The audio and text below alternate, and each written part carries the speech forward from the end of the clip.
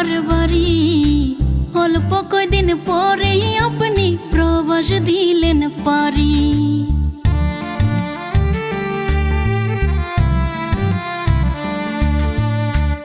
ইচ্ছা করে জানতে আমি বাঁচব কয় মাস, প্রতিদিনই বাঁচি মরি, এটাই হইল প্রবাস। ও প্রবাসের স্বামী খুব কষ্টে আছে।